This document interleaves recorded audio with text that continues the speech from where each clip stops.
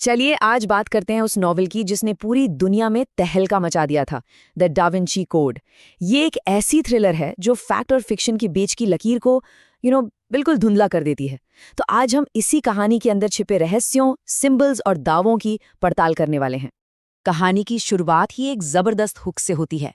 सोचिए, पेरिस का मशहूर लूव्र म्यूजियम और उसके अंदर एक क्यूरेटर की लाश। पर यह कोई आम मर्डर नहीं है, नहीं, ये अपने पीछे छोड़ जाता है एक पहेली, एक ऐसा कोड जिसे सुलझाने के लिए हमारे किरदारों को इतिहास और कला की भूल भुलैया में उतरना पड़ता है। तो चलिए कहानी के इसी धागे को पकड़कर आगे बढ़ते हैं। नॉवेल के शुरुआती पन्नों में ही हमारी मुलाकात होती है लूव्र के क्यूरेटर ज़ाक सोनियर से।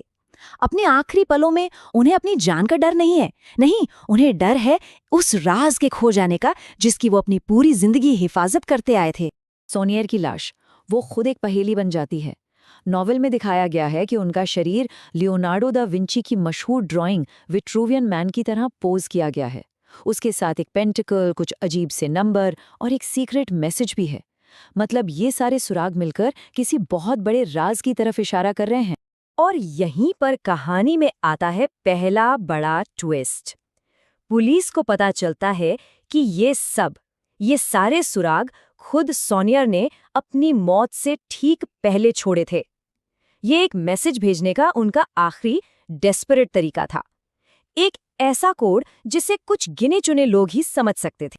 तो अब कहानी में आगे क्या होता है, इस मिस्ट्री को सॉल्व करने का जो पहला कदम है वो हमें उस सबसे खास सिंबल की तरफ ले जाता है जो सोनियर ने पीछे छोड़ा था, यानी पेंटाकल। अब देखिए, आजकल हम फिल्मों में पेंटाकल को एक डरावने या शैतानी चिन्ह की तरह देखते हैं, है ना? लेकिन ये नॉवल एक बिल्कुल अलग ही नजरिया पेश करता है। किताब के मुताबिक इसका असली मतलब स्त्री शक्ति यानी सेक्रेड फेमिनिन और नेचर की पूजा से जुड़ा है, और खासकर देवी वीनस से। अब ये स्लाइड बड़ी दिलचस्प है क्योंकि नॉवेल ये थ्योरी सामने रखता है कि कैसे एक सिंबल का मतलब ही पूरी तरह से बदल दिया गया। कहानी के अनुसार शुरुआती चर्च ने अपनी पावर को स्थापित करने के लिए पुराने पेगन सिंबल्स को बुराई का निशान बना दिया, और पेंटाकल इसी बदलाव का एक बहुत बड़ा एग्जाम्पल बना। सोनियर ने जो नंबर छोड़े थे वो भी कोई मामूली नंबर नहीं थे। कहानी में वो हमें फी की तरफ ले जाते हैं, जिसे डिवाइन प्रोपोर्शन या दिव्य अनुपात भी कहा जाता है। ये एक बहुत ही अनोखा नंबर है, 1.618, जिसे नॉवेल में कुदरत के डिजाइन का ब्लूप्रिंट बताया गया है। और कमाल की बात यह है कि ये नॉवेल दिखाता है कि ये नंबर सिर्फ मैथ्स तक ही सीमित नहीं है। नहीं, कहानी के किरदार इसे मधुमक्खियों के छत्ते से लेकर इंसानी शरीर और यहाँ तक के डीएनए में भी पाते हैं। किताब ये आइडिया सामने रखती है कि शायद प्राचीन लोग इसे क्रिएटर का सिग्नेचर मानते थे। अब कहानी का अगला पड़ाव हमें ले जाता है महान कलाकार लियोनार्डो दा विंची की दुनिया में। नॉवल का तो मेन आइडिया यही है कि डा विंची ने अपनी आर्ट में, अपनी पेंटिंग्स में इतिहास के सबसे बड़े राज छिपा रखे थे। दुनिया की सबसे फेमस पेंटिंग मोनालिसा, सदियों से लोग उसकी उस रहस्यमय मुस्कान की बात करते हैं। पर क्या हो अगर नॉवल के मुताबिक असली राज उसकी मुस्कान में नहीं बल्कि उसके नाम में छिपा हो?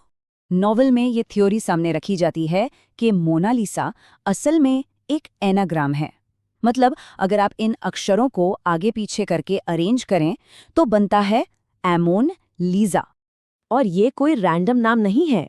अमोन मिस्र के पुरुष शक्ति के देवता थे, और आइसिस, जिन्हें पुराने समय में एलिसा भी कहते थे, वो थी स्त्री शक्ति की देवी। तो नॉवल का दावा ये है कि डा विंची ने इस पेंटिंग के जरिए मेल और फीमेल एनर्जी के बैलेंस का एक छिपा हुआ संदेश दिया था। चलिए अब आते हैं डा विंची की सबसे प्रसिद्ध और शायद सबसे कंट्रोवर्शियल पेंटिंग द लास्ट सपर पर। इस नॉवेल के लिए ये सिर्फ एक पेंटिंग नहीं बल्कि उस पूरे रहस्य का नक्शा है जिसे हम होली ग्रेल के नाम से जानते हैं। और यहीं पर नॉवेल अपना सबसे बड़ा और सबसे चौंकाने वाला दावा करता है। कहानी के मुताबिक जीसस के ठीक बगल में जो शख्स बैठा है, जिसे आज तक सेंट जॉन माना जाता रहा है, वो असल में एक आदमी है ही नहीं, वो एक औरत है, मैरी मैगडलीन। इस दावे को नॉवेल में 2 सिंबल्स के जरिए समझाया गया है। पहला, ब्लेड या ऊपर की तरफ वाला त्रिकोण जो पुरुष का प्रतीक है, और दूसरा चैलिस या प्याला जिसका सिरा नीचे की तरफ है, वो स्त्री का प्रतीक है। किताब के मुताबिक डाविंची ने अपनी आर्ट में इन सिंबल्स का खूब इस्तेमाल किया। तो अब इन सारे सुरागों को एक साथ जोड़ते हैं पेंटिकल, PHI, मोनालिसा और द लास्ट सपर। और अब कहानी अपने सबसे बड़े खुलासे की तरफ बढ़ती है, वो राज जिसे नॉवेल में इतिहास का सबसे बड़ा रहस्य कहा गया है। सदियों से कहानियों में, किस्सों में होली ग्रेल को खोजा गया है। क्या ये वही कप है जिससे जीसस ने अपना आखिरी सफर किया था? या फिर जैसा कि ये नॉवेल इशारा कर रहा है, ये कुछ और ही है? नॉवेल ये आइडिया पेश करता है कि होली ग्रेल का एक प्याला होना ये तो बस एक कहानी है, एक प्रतीक है।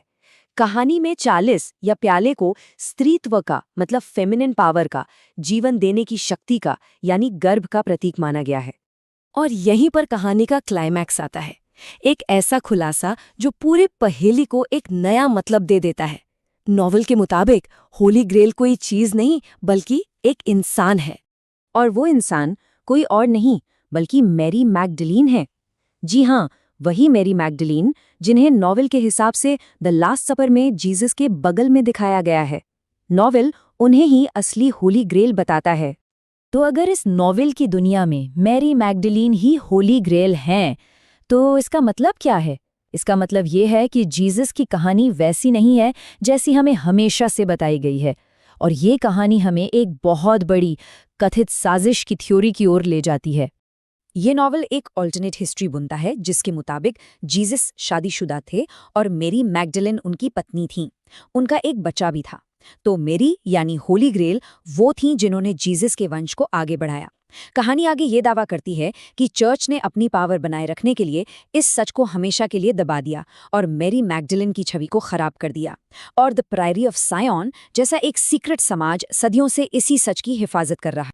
आखिर में द डाविंची कोड हमें एक बहुत ही गहरे सवाल पर लाके छोड़ देती है। ये हमें सोचने पर मजबूर करती है कि कैसे एक अच्छी तरह से कही गई कहानी सच और कल्पना के बीच की लकीर को पूरी तरह से मिटा सकती है। ये नॉवल हमें दिखाता है कि असल में कहानियों में कितनी ताकत होती है।